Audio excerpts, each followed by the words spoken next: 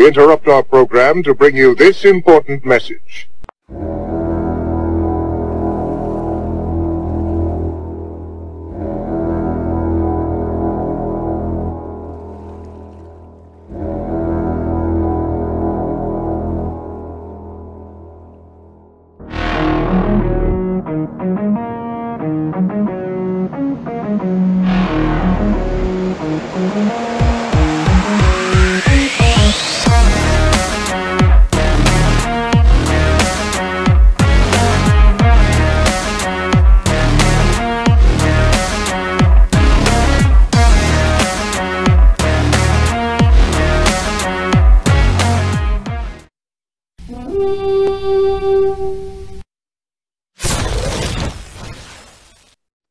Hey, everybody. Welcome to episode 25 of Vikings Uncensored.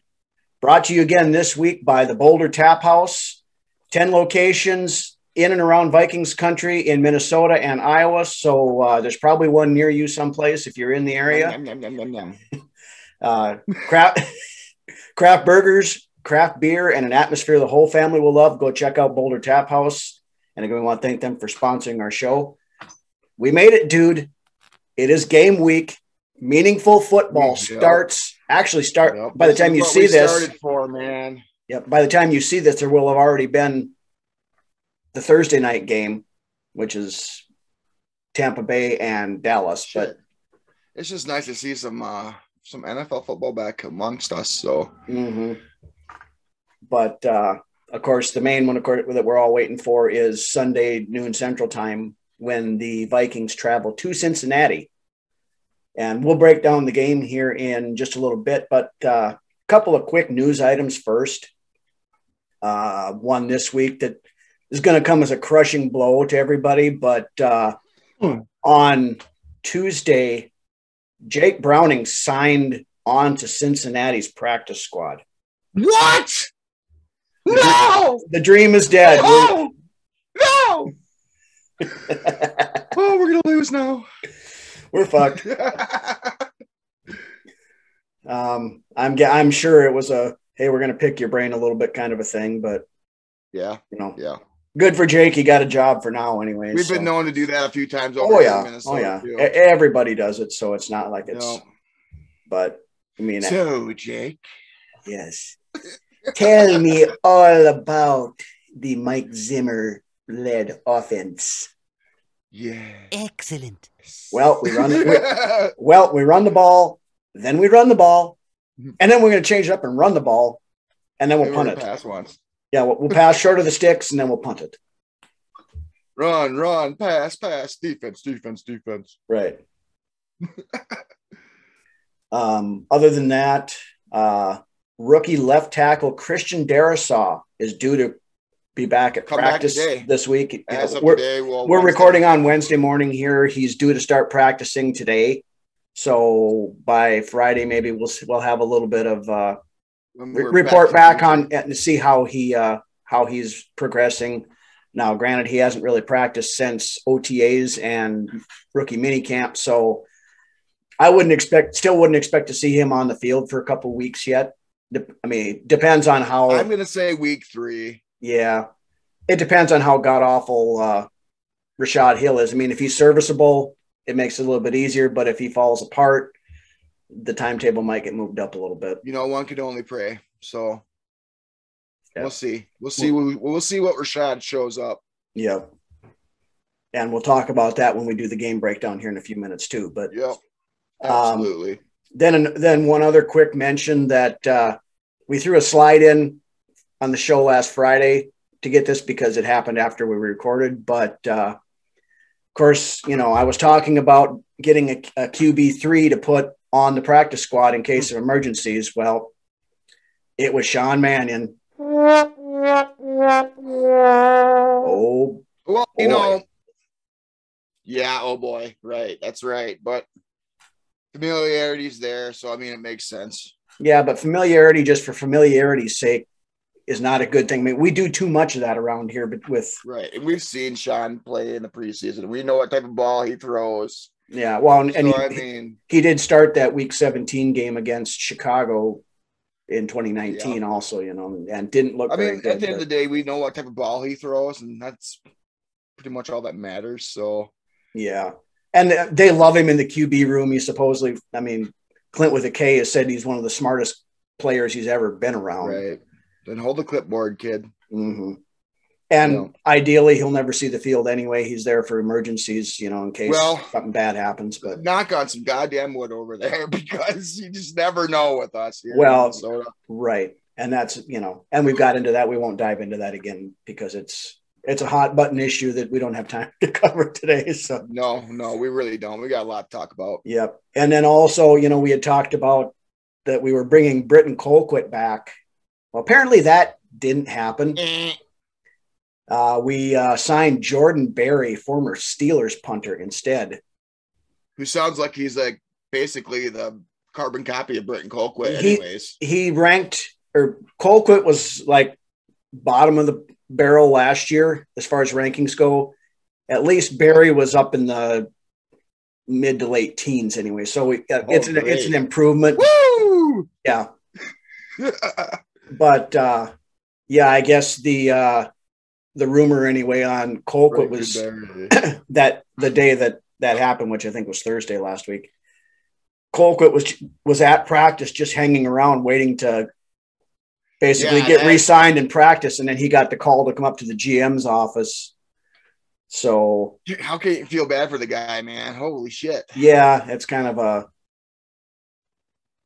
shitty deal, but it's a business, and that's how this stuff works. So. To swallow, but yeah. Hey, thanks for coming in this morning, Britton. But pack your shit and get out. Yeah, we'll see you later. Yeah, don't let the door hit you in the butt as you go out. Right, and don't let the door hit you where the good God splits you. Yep. So that's most of the news anyway for this week. So now we'll move on to the big thing, of course, this week is week 1 against Cincinnati. So we'll kind of some of the key matchups here we're going to be looking at. That's awesome. I can't wait, man. I'm pumped. We got real football. Yes. Less than 2 days from when you guys see this. You can quit listening to people bitch about the preseason and just move forward. And start bitching about the regular season. Right. Right. So first off, one of the big ones we're going to see is, of course, Dalvin Cook going against Cincinnati's run defense, which hard to believe, but they were worse than we were last year against the run. So I think we were 27th. They were 29th, somewhere around 30th. I don't think they did much to improve that run defense. No, they didn't. They didn't stick a whole lot into the defense in the offseason. So Delvin has a potential to have a real field day here, and the way we like to run the ball, I could see Dalvin getting 25 carries at least in this game. Yep. So we'll see how that pans out. But then if we do decide to throw the ball, it came out, of course, this week that former Vikings cornerback Trey Wayne, who's now been with Cincinnati for the last couple of years, he's still nursing some sort of injury, so he won't play. Yeah, he hasn't had much luck over there in Cincy. No, which means as far as health goes, right? Which means former Giants cornerback Eli Apple probably draws the short straw against Justin Jefferson. I feel bad for the kid. Yeah, I know it's low hanging fruit, but there's going to be I think Jefferson's going to be harvesting some apples this weekend. I think. It's fall, and that's apple picking season. So come down to Chickham's Apple Farm. If we decide to throw the ball. So. Yeah. I'm excited to see what Clint is going to bring this week. Yeah. Which it better be better than what he brought in the preseason, but we will see how things looking like Lance Burton out there, man. Yeah, we will see how things roll here. The Magic Man, Clint Kubiak. Yes. Bringing the heat, throwing it deep. Poof. Wait. I've always wanted to do this. And the flowers are still standing. Yep. Then another key matchup, Our old buddy Riley Reef is now the starting right tackle in Cincy, which means he draws the short straw against Daniil Hunter. Yeah, that's funny. So this could be a field day for Hunter, man, for sure. Yeah, and by all accounts, the entire way licking his chops, man. Oh, I wouldn't be surprised. By the way, everything's been, we haven't seen Hunter in any actual gameplay, but everybody that's seen him in practice and everything has said he looks like he hasn't missed a beat. He looks as good as ever. He looks scary. Yeah. So he could be eating Riley Reef's lunch and then stealing his milk money along top of it here too. Yeah. Go send him home crying to his daddy. Yep. But then on the other side of things, left tackle Rashad Hill draws the short straw against Trey Hendrickson, who was basically Cincinnati's big signing on the defense, at least on the defensive side of things this year. He has a lot to prove, though. In my opinion, he does. He was a 1-year starter down in New Orleans, but in that 1 year he started for sure. Yeah, he started in 2020, but he had 13.5 sacks last year, along with 12 tackles for loss and 9 quarterback hits. So that's pretty good stat line there. That's pretty that's impressive. So we'll see, I guess, if he was a one-hit wonder or if that's, the kind of play you can expect from him. Tight end over there. Yeah, we may see a little extra chipping over on that side just to slow him down a little bit, or else Kirk's going to be running for his life all day long. Well, as well as Kirk runs. I mean, like we always say, it looks like a newborn colt out there. Right.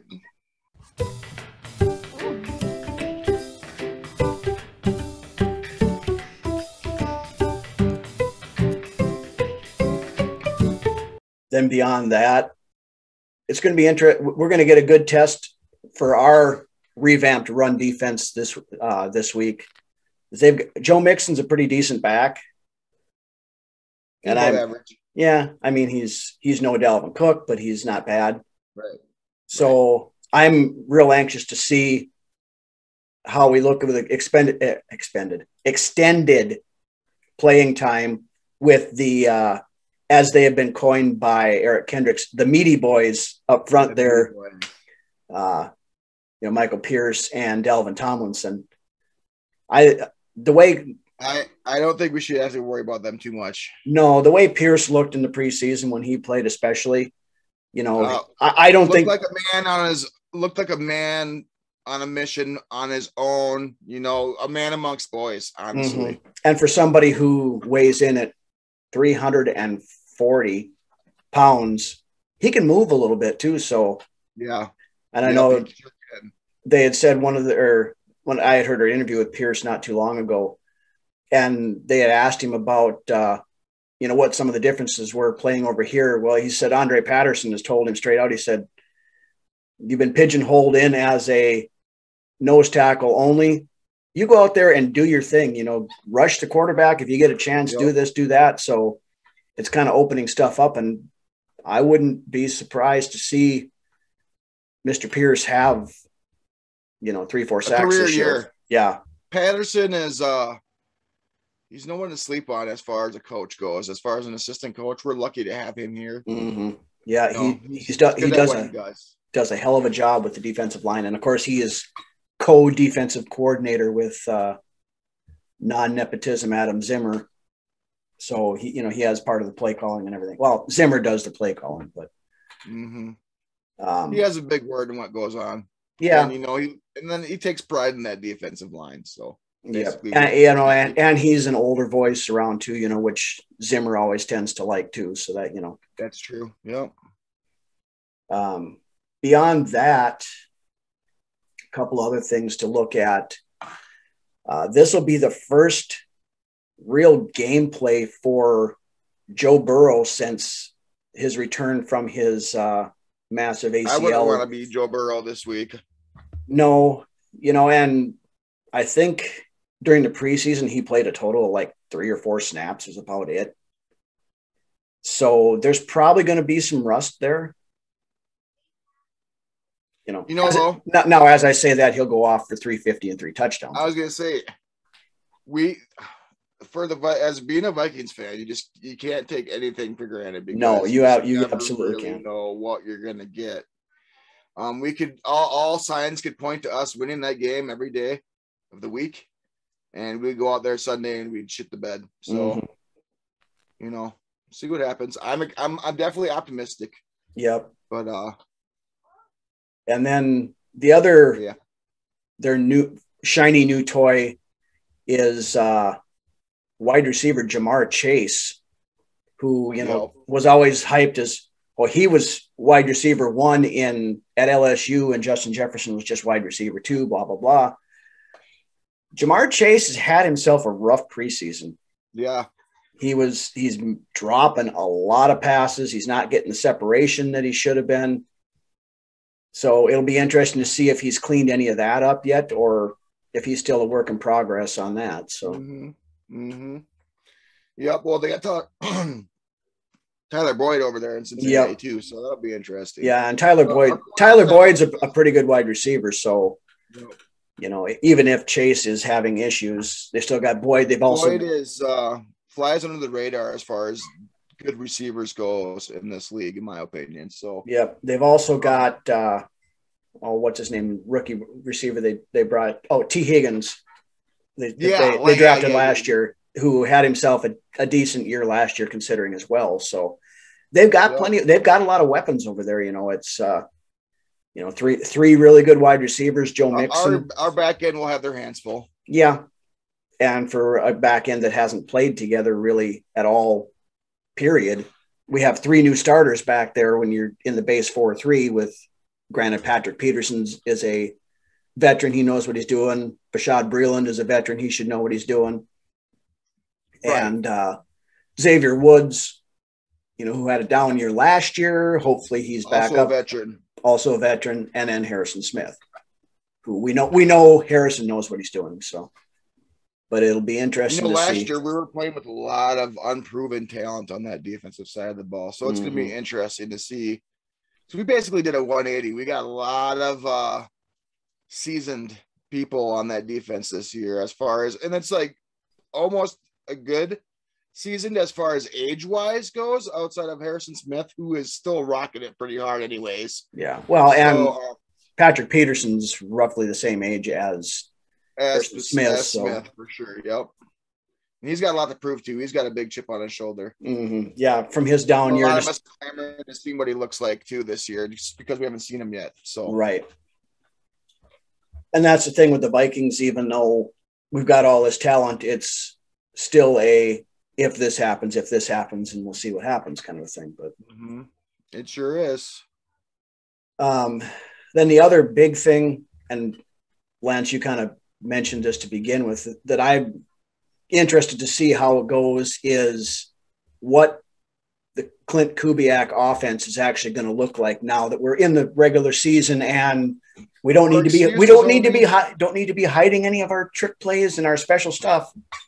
That's right, man. Slather that special sauce on the sandwich. To all beef patty, special sauce, lettuce, cheese, pickles, onions on a sesame seed bun. That's right, meow. Let's get this done now, meow. Right, meow. Hey, you stop laughing right now. Yes. Meow, I'm gonna have to give you a ticket on this. But no buts, Meow. That's the law. Not so funny, Meow, is it? Come on, Clint with the K. Yep. Let's now it's time to put the chips in the middle. Yep. So, and it may be a couple of weeks before we start getting, before he starts getting comfortable calling plays and stuff. In preseason, he was down on the field for the Indy game, and then he moved up to the press box for the KC game so he could see stuff better, and then he's relaying down to the quarterback's coach and whatnot. But in my opinion, Clint's got to rock out with his cock out this year. I fully agree with what you're saying. You want to say, you turn that mute dial down. You turn that volume dial down to mute when you got Zim in your ear, and you do what you do to show what you got, in your arsenal. You're playing to potentially have a head coaching job sometime. Let it hang out. Well, and even beyond that, realistically, all these guys are playing for a job next year, because if the Vikings fall flat on their face, this whole staff could be blown up, and we're starting over in 2022. Yep.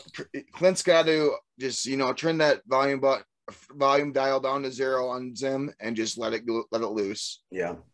Yeah. Because nothing, you're successful. Zim ain't going to hate it. So, and that's in my opinion anyways. You go and you run that offense and you get touchdowns. I don't see any complaints coming from Zim. Just do your job. Well, you would hope not. Get that right. Get that ball in the end zone and let's get this going. Let's see some things happen. Yeah, we've got weapons all over the place. Let's use them. Thielen's still a top-notch wide receiver coming in. Let's see what he's got. I don't want to see this old-fashioned fucking leatherhead game here. Let's see something go on. We need to move away from the 1970s to 1990s football and get into the 2020s version of football, where we air it out. We get a little more aggressive. We get, more innovative. Let's see Clint Kubiak become the next Kyle Shanahan or Sean McVay, not, just a younger version of his old man. Or thank you, Ryno, for ironing that shit out for me. Appreciate it. Absolutely what I was getting at. Yes. Thank you. Let's get it done, boys. Brunswick translation brought to you by Boulder Tap House. Yes. And what we did forget to do, we forgot to give our predictions on that game. Well, so now the final I can't believe we fucked that up. Yeah, well, actually, I can. Anyway, so just to wrap up the preview of the game here, what is your prediction, Lance?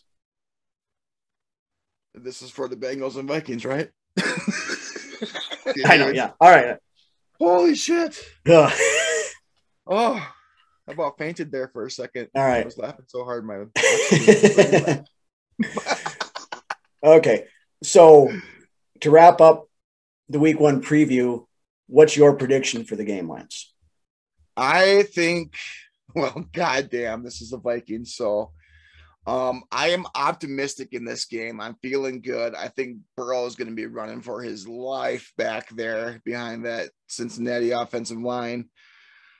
If I was Burrow, I'd be scared because we're coming. We're coming, bud. And we're going to be walking out of Cincinnati with a W. We are going to win that game. And I think, we might not put the league on notice, but we're going to win big. In my opinion, we're going to come out, hopefully guns firing like the Wild West. And we're going to come out of there, get the fuck out of Dodge and come back home and then go back to Dodge next week. For me, I got this pegged as a win too. I think we're like 3.5 point favorites right now. I think we beat that spread. Yeah. I think it'll be probably a 10 to 13 point win, somewhere in there. Yeah, I won't give an actual score, but I think I don't know. Yeah, with no idea, but I think it'll be somewhere around in there. Right. Okay. So now I think it's going to be a big win, and I think that's what we need. It's what we need coming out of the gate. Zimmer is 2-1 on the road for openers, so that's a positive. We need this win coming out of the gate. Oh, absolutely. After that preseason, I know I don't think it means shit, but even after that preseason and the morale in general of the team, we need this win coming out the gate. So with that, we're going to move on. We're going to do a little segment here for the full season predictions for not only the Vikings, but the NFL. Now, several weeks ago, right before training camp started, we went through and we gave our predictions on, what we thought the Vikings record would be. So I figured we'd just kind of revisit that quick and see if our thoughts had changed or what we thought. So what do you think the final outcome for the Vikings will be this year, Lance? I'm still going to stick at 11-6. That sounds about right for me. And I honestly feel like we could win a couple more games than that. But let's see what this offense is about first. That's what concerns me the most, what I want to see, in this defense as well, of course. But I'm still sticking at 11-6. That's, in my opinion, the lower end of my guess. But I think we could still get a couple more, but we'll see. Okay, what about with 11-6? I assume you have them making the playoffs. Yeah. What do you where how far do you think they're going to go in the playoffs?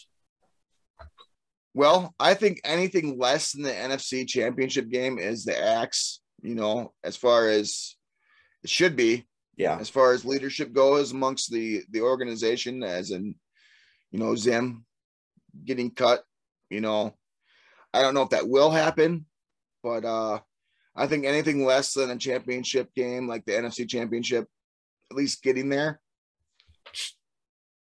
gone. For me, as far as I think we can go to the Super Bowl. I'm just going to leave it at that. I think that's possible. Absolutely. So, you're a little more optimistic than I am on it, I guess, but I don't want to be a Debbie Downer, but I want to be more of the realistic Ryno here, not to not to steal the name from Realistic Randy, but but I'm going to stick on that probably 9-8, maybe 10-7 kind of range. I think that's what we're seeing from a lot of people. They're on both sides of the fence. There's a lot. This team really didn't give off a very good vibe in the preseason. We saw it when we were down there at training camp. We've seen it in the game. Yeah, but you can't. I know you can dismiss it as being preseason. Yeah, granted, Detroit was 4-0 in the preseason. The year they went 0-16. Fully aware, but there's just the vibe with this. The whole awkwardness with the Kirk Cousins situation between him and Zimmer, and the unknowns that we're seeing with Clint Kubiak and how he's going to call an offense. Anthony Barr, we still don't know if he's playing week 1 or not. The injury report comes out on Wednesday, so by the time you see this, we should have an idea. But, he's got some sort of a knee thing going on, and if that's chronic, our linebacker depth takes a hit. The recipe for disaster for sure. Offensive line, we're still, we're stuck with Rashad Hill for at least a couple of weeks at left tackle. Assuming the rest of it will be okay, but it's a big year for Bradbury in the middle. If he doesn't show up this year, I think he's out of a job next year. So I'm going to go 9-8. Yeah, we'll switch him over to guard before that happens. Yeah. But I think we will probably sneak in as the last wild card at 7, being there's 7 seeds now. Yeah. And if we get lucky, we can maybe win the wild card game, but I don't see us getting it past that. And, past the division round anyway. And if that happens, unless there's some extenuating circumstances, like we lose several of our players for extended time for COVID or something like that, that's really absolutely could happen. Yes. Right. As many as we have that aren't vaxxed. Not going to get into the vax issue on here, but of course, with something that's out of the coaching staff's hands, and I know we've said no excuses before the season started, and I'm sticking with that. Oh yeah. Anything less than reaching the NFC Championship game, and even if we do that and we get blown out of the stadium and look terrible, then I think there needs to be changes made going into 2022. So, with my predictions, I think this is probably Mike Zimmer's last year here, unless something miraculous happens. Prove to me that fire is still there. He had times last year where it looked like he was just burnt out and ready to throw in the towel. Yeah. He has to prove to me that he still has that fire and that desire to win and bring a Super Bowl to Minnesota. There was at times last year where I really questioned whether or not that was still inside of him, if that fire still burned. Because a lot of times it looked like he was burned out. Yeah. So beyond that, we're also going to pick our final 4 and the Super Bowl contestants, and then we'll make a Super Bowl pick here too, just so we get it on the record, and then we'll see how we do later on. But who do you have for your final 4? The 2 players from the NFC, 2 players from the AFC, or 2 teams rather. I'm going to go with Bills and Chiefs in the AFC. Okay. And I'm going to go with my home army is going to go with the Vikings. And we'll go with Tampa Bay. Why not? Safe pick. Okay. Do I really think Tampa's going to make it that far again? I don't know. We're all wondering how far Tom Brady can take this thing. So, well, and everybody's picking Tampa Bay, so they're right for a letdown. But there again, every time you doubt Tom Brady, he goes out and flips. I'm just being safe. Flips you the double birds and does the unbelievable. So I can't argue with that. Also, every year there's always a team or 2 that comes out of nowhere and they're like, oh my God, I think Carolina could possibly be that team this year. But I'm going to stick with the safe pick and go with the Vikings, the Bucks, the Chiefs. And I think the Bills are right on the cusp of something great there too. So, okay. So then who do you have making it to the Super Bowl? We're going to go Vikings, Bills. And whoever walks away loser in that Super Bowl gets to hold the illustrious record of being 0-5. Yep, the battle of the 0-4 teams for us to hold, huh? Yeah, that would be one of the more Vikings things ever, of course. Yeah. Yep. All right. But I got Vikings Bills Super Bowl this year. Okay. And who's winning it then? Vikings. Okay. Here again, I'm not going to be as... In spite of Kirk, I think it's because of a team effort. I think a lot of things go into play. I don't think Kirk's the main reason, but I think things just fall into place, as Rick Spielman would like to say. Yeah. Again, with me, I don't share the optimism that you do, not to rag on the team, but, part of our mantra on this whole thing is we're going to give you how we see it and not sugarcoat anything. From the AFC, I'm going Buffalo, and I'm going to go Cleveland in the I think I like that. I think one of them is going to knock Kansas City off in the division round.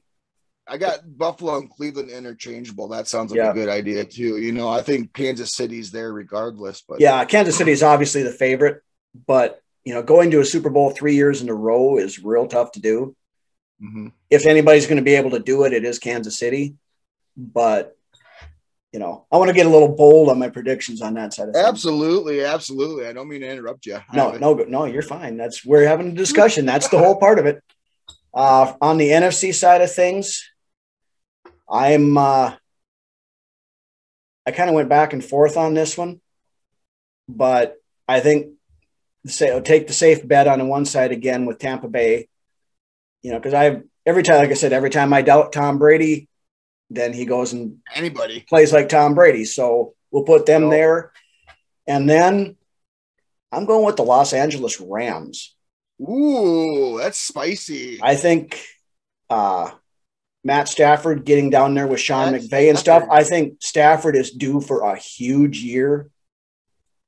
I like that. And I've always had kind of a man crush on Stafford, But I like that. I would love to see Stafford get some success. He deserves it.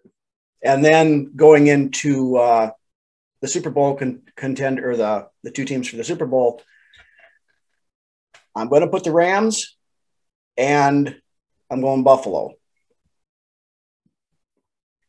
And then at the very end, I think Buffalo walks out winning their first Super Bowl. Go figure. Yeah, we know they're going to win one before we do. Very good. Fucking Saints, man! God damn it! I know, Saints. Fucking Bucks. Cheating bastards. Fucking Buccaneers have 2 and we don't have any, man. The Buccaneers used to be like the Browns. Mm-hmm. Yeah, well, Cleveland will probably win one before we do too, the way it's going. Saints were like the poor man's version of the Vikings until they, won a fucking Super Bowl before we did. Yeah, until they cheated us out of our Super Bowl in 2009.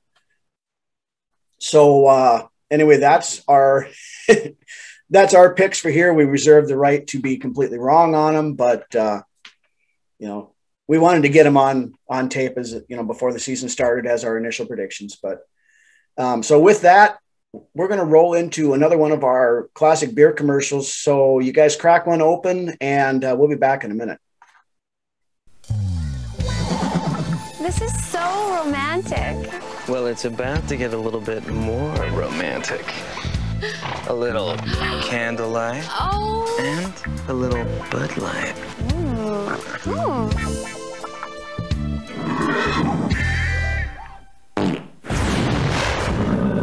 Do you smell barbecue? Oh!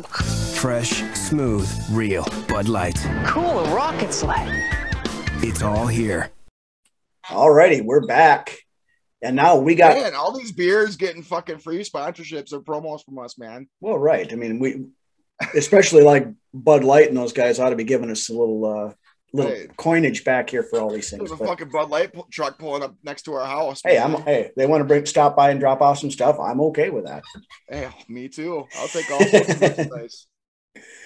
Anyway, we've got a little something here that, and if you watched Vikings Report earlier today, you probably know about this already. But last week, Drew and Ted had announced that they are doing a fantasy football challenge between the two of them on their show. So Lance and I thought, why not one up that? So not only are we going to do a fantasy challenge between Lance and I, but we also challenged the Vikings Report to a fantasy football challenge. So it's going to be their show versus our show. I challenge you to a duel. I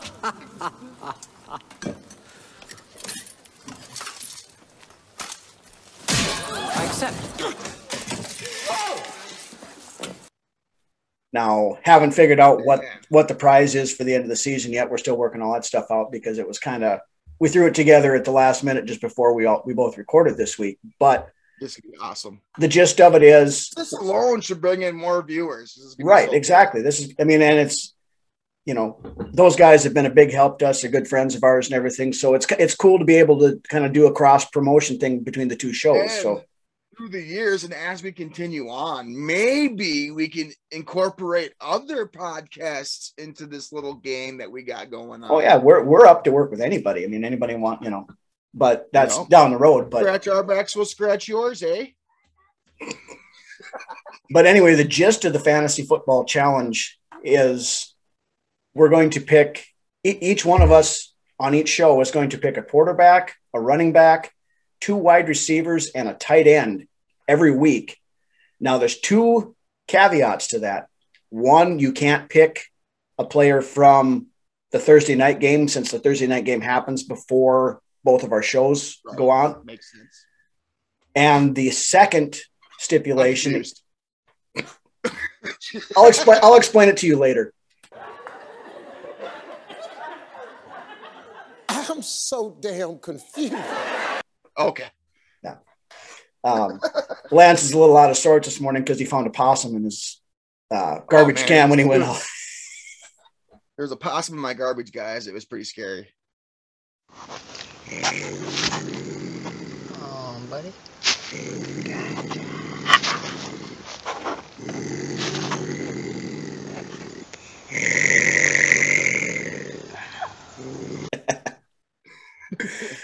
The second stipulation, getting back to the game, is that you can only pick a player one time for the season. So if you pick Patrick Mahomes first week, he's off the table for you until playoff time comes around. At least we don't know we're doing playoffs yet. I quit. So then we're going to go every week. We'll take the combined scores. So Lance and my score versus Drew and Ted's score, highest one of course, wins the week. So then we'll have bragging rights and whatever else we decide. So, and then also on the side will be me and Ryno versus each other as well. Yep. So we'll pop scores up somewhere around the outside of our brains or heads or whatever. We'll figure something out. But yep. So with that, let's make our picks for the week. Just go alternate, you know? Yep. You go quarterback, I'll go quarterback. And since me being the gracious gentleman that I am, I will allow you the first pick. Ooh, we're going to go quarterback here? Quarterback first. I'm going to go with Rodgers. Okay. Versus the Saints? Sharon. Yep, Sharon. Okay. For me, and this kind of rolls into my my Super Bowl prediction, I'm taking Matt Stafford against the Bears. Because I think the Rams are going to have to throw it quite a bit this week because, you know, they lost Cam Akers, so their running game is questionable yet. So I think Stafford's in for a big game. Nice coming out party there down in Los Angeles. Mm-hmm. All right, so now running backs, I guess that means I go first. Yes. I am going to take Alvin Kamara against the Packers. They're, nice. This game is moved to Jacksonville due to the, the ongoing issues with the flooding and stuff down in New Orleans after the hurricane here a week or so ago. And so it's going to be an interesting thing, but I'm going to take Kamara there. Okay. I'm going to go with Delvin Cook against the Bengals. Very good pick. I was bouncing back and forth on which one I was going to take, and I thought about taking Cook, but I figured I'd save him for another week. I'll go with Delvin. Okay. All right, so now that means you get first pick at wide receiver 1. We'll go with Tyreek Hill. Okay. And I forget who the Chiefs are playing this week. They're playing somebody. I looked it up earlier, but I don't remember. I'm going to take Stephon Diggs against the Steelers. I like you. Because I will also take Stephon Diggs to go with Tyreek Hill against the Steelers. Okay, I was supposed to pick first, but we'll give you Diggs since it doesn't matter. It doesn't matter because you already got him anyway. So. Right. So for I can't do anything right, man. Come on, get with the program.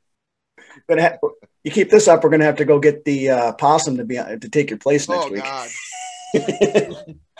Thing was ugly as shit looking. For my second wide receiver, I'm going to take Keenan Allen of the Chargers. Ooh. They're against the What the Football team from Washington. So then that brings us to the last one. Since you stole my stole mine, I'll go first on the tight ends. I'm going to take George Kittle against the Lions. Kittle, huh? Kittle over the middle. Well, I tell you what, I'm going to go with Hawkinson versus the Niners. So, okay. Hey, we'll go with Hawkinson. All right.